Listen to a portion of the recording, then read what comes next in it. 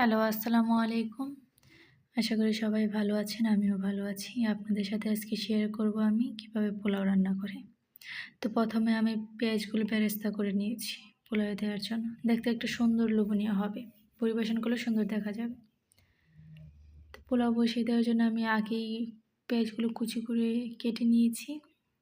এটার সাথে এখন আমি লং, খাল, এলাচ, তারপর হলো তেজপাতা এগুলো দিয়ে নিয়েছি।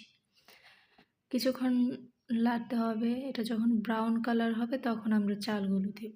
তো এখানে আমি ১ পট চালের পোলাও রান্না করব।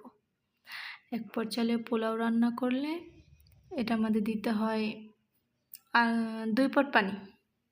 সাথে আমি কিছুটা আদা আর রসুন বাটাও দিয়ে দিয়েছি, সুন্দর ফ্লেভার হবে। তো এখন আমি এখানে ১.৫ পট পানি দিব। ১.৫ পট পানির পরে আধা পট আমি লিকুইড দুধ দেব। দুধটা চাইলে আপনারা দিতেও পারেন, নাও দিতে পারেন, এটা আপনাদের উপর নির্ভর করে। এটাকে ঢেকে দিয়ে কিছুক্ষণ আমি নাড়াচাড়া দেব।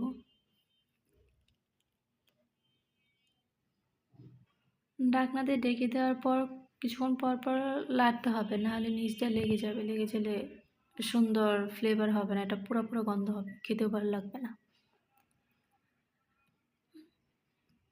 আমি যেগুলো আর কি ফার্স্ট টাইম ট্রাই করি রান্না, সেগুলো আপনাদের সাথে শেয়ার করি।